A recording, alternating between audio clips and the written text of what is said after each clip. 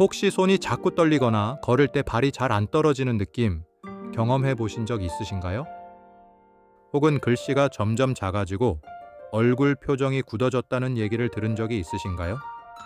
많은 분들이 그냥 나이 탓으로 넘어가시는데 사실 이런 증상은 파킨슨병의 초기 신호일 수 있습니다. 특히 60세 이상에서는 결코 드물지 않은 질환인데요. 전 세계적으로 치매 다음으로 흔한 퇴행성 뇌질환이 바로 파킨슨병입니다. 오늘은 파킨슨병이 무엇인지 정확히, 어떤 증상이 있는지, 어떻게 예방하고 관리할 수 있는지 진짜 사실 중심으로 알려드리겠습니다. 파킨슨병은 뇌 속의 특정 뉴런들이 점점 손상되면서 도파민이라는 신경 전달 물질이 부족해지면서 생기는 질환입니다. 도파민은 우리 몸의 움직임을 조절하는 데 꼭 필요한 물질인데요. 이게 부족해지면 몸이 뻣뻣해지고 손발이 떨리고 움직임이 점점 느려지게 됩니다. 쉽게 말해 뇌에서 움직여라 라는 명령은 내리는데 몸이 그 속도를 따라가지 못하는 거죠.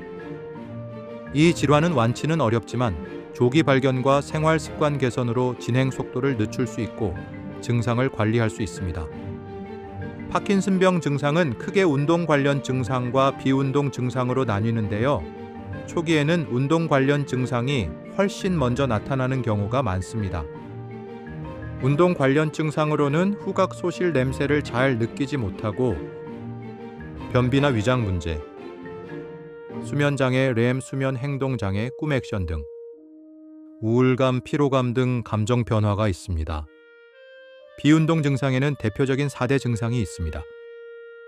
손떨림, 특히 한 손에서 시작하고 움직임 느려지며 근육 경직 및 몸이 뻣뻣해지는 느낌이 들고 보행 변화도 있는데 발을 끄는 걸음걸이, 균형감 저하, 팔 흔드는 동작이 줄어듭니다.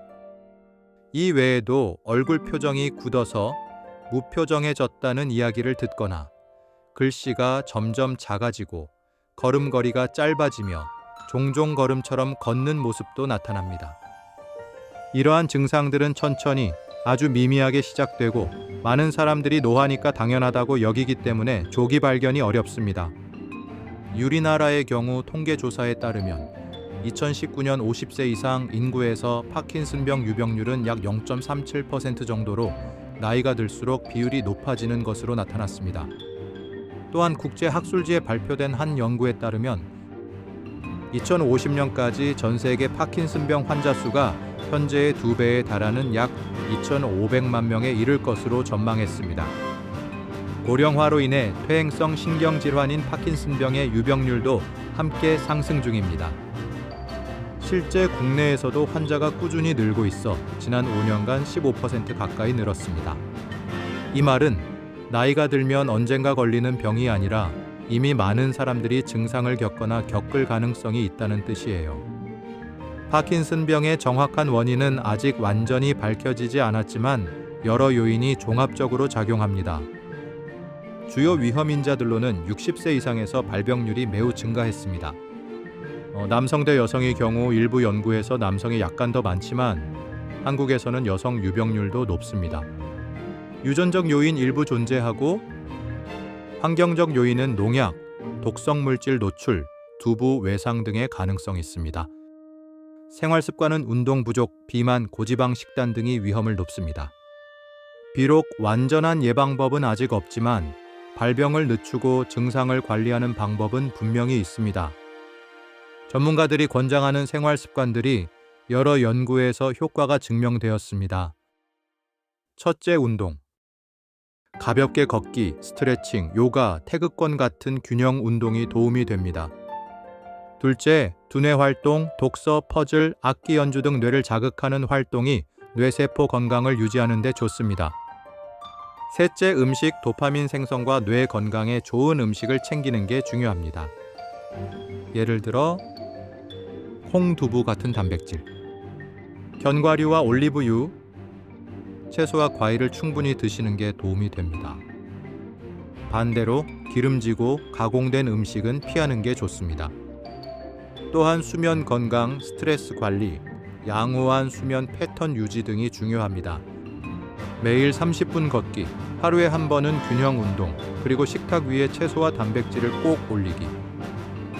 이 작은 습관들이 모여서 파킨슨병의 진행을 늦추고 삶의 질을 지킬 수 있습니다.